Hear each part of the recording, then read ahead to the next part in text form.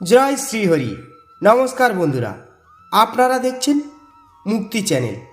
আজকের ভিডিওটি অত্যন্ত গুরুত্বপূর্ণ, কারণ একাদশী ব্রতকে ঘিরে আমাদের সমাজে এমন কিছু কথা বহু বছর ধরে প্রচলিত রয়েছে, যা সত্যতা নিয়ে অনেকের মনেই প্রশ্ন জেগেছে। কেউ বলেন বিবাহিত নারী একাদশীর উপবাস করলে স্বামীর আয়ু কমে যায়। আবার কেউ বলেন একাদশী ব্রত নাকি শুধুমাত্র বিধবা নারীদের জন্য। কেউ আবার বলেন স্বামীর মঙ্গল চাইলে একাদশীতে উপবাস করা উচিত নয়। কিন্তু প্রশ্ন হলো, এসব কথা কি সত্যি শাস্ত্রে বলা হয়েছে, নাকি এগুলি পরবর্তীকালের লোকাচার, ভুল ব্যাখ্যা অথবা মুখে মুখে ছড়িয়ে পড়া ধারণা? আর যদি একজন বিবাহিত নারী ভক্তিভরে একাদশী ব্রত পালন করেন, তাহলে কি সত্যি তার স্বামীর আয়ু কমে যেতে পারে?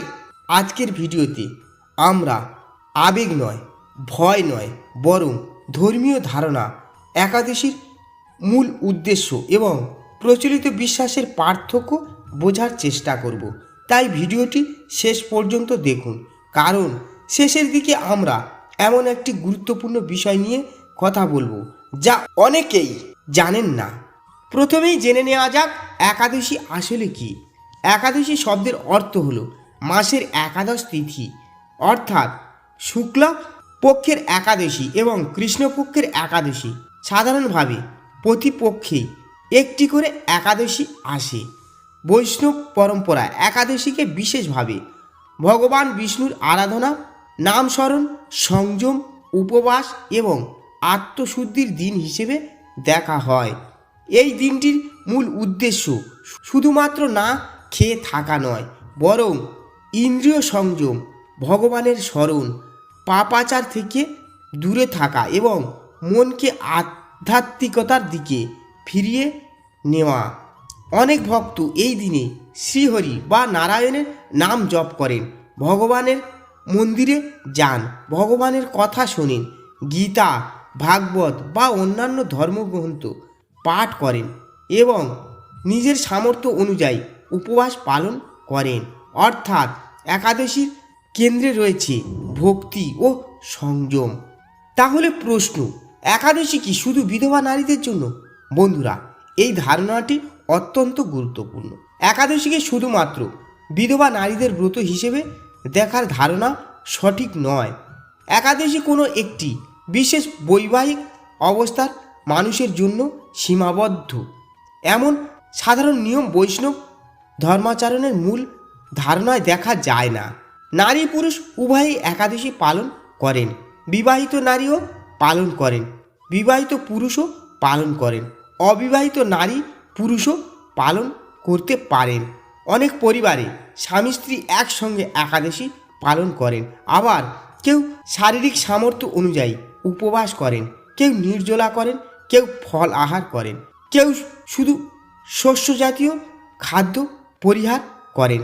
অর্থাৎ পালন পদ্ধতিতে পার্থক্য থাকতে পারে, কিন্তু একাদশীকে শুধুমাত্র বিধবা নারীদের জন্য নির্দিষ্ট করে দেওয়া এমন সাধারণ ধারণা গ্রহণ করার আগে শাস্ত্রীয় প্রমাণের দিকে তাকানো প্রয়োজন। এবার আসি সবচেয়ে ভয়ঙ্কর প্রশ্নে, বিবাহিত নারী একাদশী করলে স্বামীর আয়ু কমে যায়, এটা কি সত্য?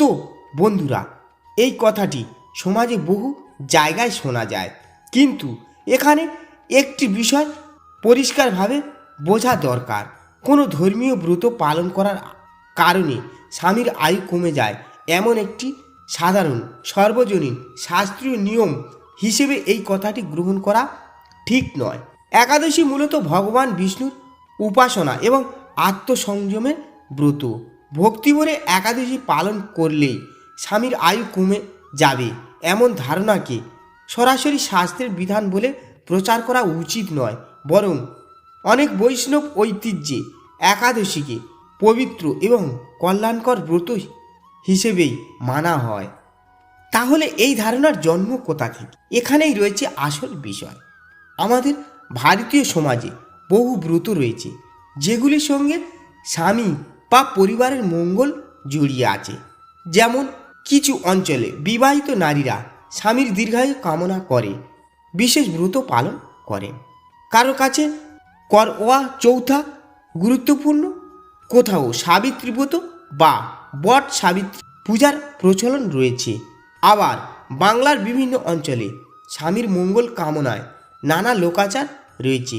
ফলে অনেক সময় এক ব্রতের নিয়ম অন্য ব্রতের সঙ্গে মিশে যায়। এরপর প্রজন্মের পর প্রজন্ম ধরে মুখে মুখে একটি কথা প্রচলিত হতে থাকে, কিন্তু লোকাচার এবং শাস্ত্রবিধান সবসময় একই জিনিস নয়, এটা মনে রাখা অত্যন্ত জরুরি। একাদশী আর স্বামীর দীর্ঘায়ু দুটির সম্পর্ক কি?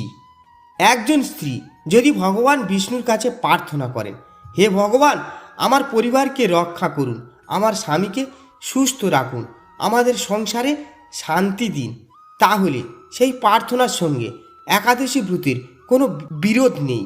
বরং ভক্তির দৃষ্টিতে মানুষ নিজের প্রিয়জনের মঙ্গল কামনা করেই ঈশ্বরের কাছে প্রার্থনা করতে পারেন। একাদশীর উদ্দেশ্য কারোর ক্ষতি করা নয়, একাদশীর উদ্দেশ্য হলো নিজেকে ঈশ্বরের কাছে সমর্পণ করা। কিন্তু একটা গুরুত্বপূর্ণ বিষয় আছে, এখানে আমাদের সতর্ক হতে হবে। অনেকেই ভাবেন একাদশী মানেই সারাদিন না খেয়ে থাকা। এটাও সব মানুষের জন্য সমানভাবে প্রযোজ্য নয়। কারো বয়স বেশি, কারো শরীর দুর্বল, কারো নিয়মিত ঔষধ খেতে হয়, কারো কঠোর উপবাস করা শরীরের জন্য উপযুক্ত নয়। তাই শুধুমাত্র ধর্মীয় আবেগের কারণে নিজের শরীরকে বিপদের মধ্যে ফেলা উচিত নয়। ভক্তি মানে নিজের শরীরকে কষ্ট দেওয়া নয়, নিজের সামর্থ্য অনুযায়ী ব্রত পালন করা উচিত। যারা কঠোর উপবাস করতে পারেন না তারা ভগবানের নাম জপ করতে পারেন, শস্য জাতীয় খাবার এড়িয়ে চলতে পারেন, বা নিজেদের পারিবারিক ও সম্প্রদায়গত নিয়ম অনুযায়ী ব্রত পালন করতে পারেন। একাদশীর আসল শিক্ষা কি? বন্ধুরা, একটি গভীরভাবে ভাবুন। একাদশী শুধু খাবার না খাওয়ার দিন হলে এর আধ্যাত্মিক গুরুত্ব এত বেশি হতো না। একাদশীর মূল শিক্ষা হলো সংযম। আমরা সারা মাস যা খুশি দেখি, যা খুশি বলি, যা খুশি চিন্তা করি, রাগ করি, লোভ করি, হিংসা করি, অন্যের সমালোচনা করি। একাদশী আমাদের অত্যন্ত একটি দিন নিজের মনকে প্রশ্ন করার সুযোগ দেয়। আমি কোথায় দাঁড়িয়ে আছি? আমি কি সত্যি ঈশ্বরকে স্মরণ করছি? আমার আচরণ কি সঠিক? আমি কি অন্যকে কষ্ট দিচ্ছি? আমি কি নিজের ইন্দ্রিয়ের দাস হয়ে গেছি? এই আত্ম পরীক্ষায় একাদশীর গভীর শিক্ষা। তাহলে বিবাহিত নারীরা একাদশী করবেন কিভাবে? এখানে কোনো একটি পদ্ধতি সবার জন্য বাধ্যতামূলক নয়। নিজের পরিবার, গুরু পরম্পরা এবং বৈষ্ণব আচরণের নিয়ম অনুসরণ করা ভালো। অনেকে একাদশীতে শস্য জাতীয় খাবার এড়িয়ে চলেন, ফল আহার করেন, ভগবান বিষ্ণুর পূজা করেন, তুলসী পাতা দিয়ে শ্রীহরির আরাধনা করেন, হরিনাম জপ করেন, ধর্মগ্রন্থ পাঠ করেন, দান করেন, পরের দিন দ্বাদশীতে পালন করেন। তবে একাদশীর নির্দিষ্ট নিয়ম পালন এবং সময়, অঞ্চল ও পঞ্জিকা অনুযায়ী পরিবর্তন হতে পারে। তাই নিজের এলাকায় নির্ভরযোগ্য পঞ্জিকা বা স্বীকৃত বৈষ্ণব পরম্পরা নির্দেশ অনুসরণ করা উচিত। একটি ভুল ধারণা আজই দূর করুন। অনেক সময় বলা হয় বিবাহিত নারী একাদশী করলে স্বামীর অমঙ্গল হবে। বন্ধুরা, ধর্মের নামে এমন ভয় ছড়ানো উচিত নয়, কারণ ভক্তির ভিত্তি হলো শ্রদ্ধা, আতঙ্ক নয়। ভগবানের নাম করলে অমঙ্গল হবে এমন ধারণা ভক্তির মূল উপদেশের সঙ্গেই সাংঘর্ষিক। ভক্তি মানুষকে ভয় দেখানোর জন্য নয়, ভক্তি মানুষকে ঈশ্বরের কাছে নিয়ে যাওয়ার জন্য। তাহলে কি সব ব্রতই সবাই করতে পারেন? এখানে একটু সতর্ক হতে হবে। প্রত্যেক ব্রতের নিজস্ব মাহাত্ম্য, নিয়ম এবং আচার রয়েছে। কোনো ব্রতকে অন্য ব্রতের সঙ্গে গুলিয়ে ফেলা উচিত নয়। একাদশী এক ধরনের ব্রত, সাবিত্রী ব্রত আর এক ধরনের ব্রত, করওয়া চৌথা অন্য একটি আঞ্চলিক ও পারিবারিক পরম্পরা শিবরাত্রি উপবাসের নিয়মও আলাদা, অর্থাৎ একটি ব্রতের নিয়ম অন্য ব্রতের উপর বসিয়ে দেওয়া ঠিক নয়। স্বামীর আয়ু কমে যাবে এই কথাটি নিয়ে শেষ কথা। বন্ধুরা, এই ভিডিওর সবচেয়ে গুরুত্বপূর্ণ কথাটি মনে রাখবে, একজন বিবাহিত নারী একাদশী পালন করলে শুধুমাত্র সেই কারণে তার স্বামীর আয়ু কমে যাবে এমন কথা সাধারণ শাস্ত্রীয় বিধান হিসেবে প্রচার করা উচিত নয়। একাদশী ভগবান বিষ্ণুর ভক্তি, উপবাস, সংযম ও আত্মশুদ্ধির সঙ্গে সম্পর্কিত। আর কোনো নারী যদি স্বামীর মঙ্গল কামনা করে একাদশীতে ভগবানের কাছে প্রার্থনা করেন, তাহলে সেটিকে স্বামীর অমঙ্গলের কারণ বলে ভয় দেখানোর কোনো যুক্তি নেই।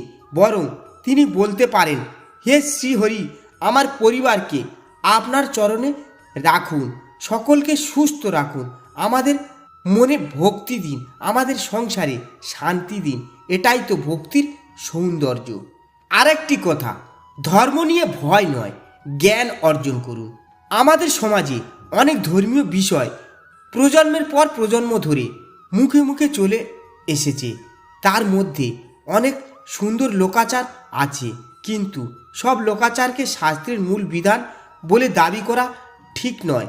আবার কোনো একটি নিয়ম শুনে সঙ্গে সঙ্গে সেটিকে ভুল বলাও উচিত নয়, বরং আমাদের উচিত শাস্ত্র কি বলছে, পরম্পরা কি বলছে এবং লোকাচার কি বলছে, এই তিনটি বিষয় আলাদা করে বোঝা। তবেই ধর্ম সম্পর্কে আমাদের জ্ঞান আরও পরিষ্কার হবে। একাদশী দিনে কি করবেন?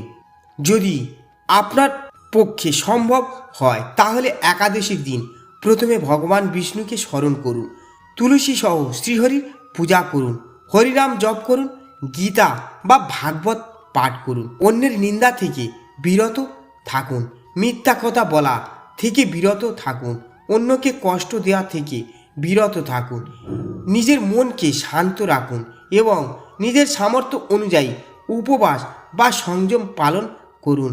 কারণ শুধু পেট খালি রাখলেই একাদশীর উপদেশ পূর্ণ হয় না। মনকে শুদ্ধ করাও একাদশীর একটি গুরুত্বপূর্ণ শিক্ষা। শেষ কথা বন্ধুরা, একজন স্ত্রী তার স্বামীর মঙ্গল চান, একজন স্বামী তার স্ত্রীর মঙ্গল চান, একজন মা তার সন্তানের মঙ্গল চান, একজন সন্তান তার বাবা মায়ের মঙ্গল চান। এই মঙ্গল কামনা মানুষের স্বাভাবিক ভালোবাসা। আর সেই ভালোবাসা নিয়ে যখন মানুষ ঈশ্বরের কাছে প্রার্থনা করে, তখন সেইটি তো ভক্তির অন্যতম সুন্দর রূপ।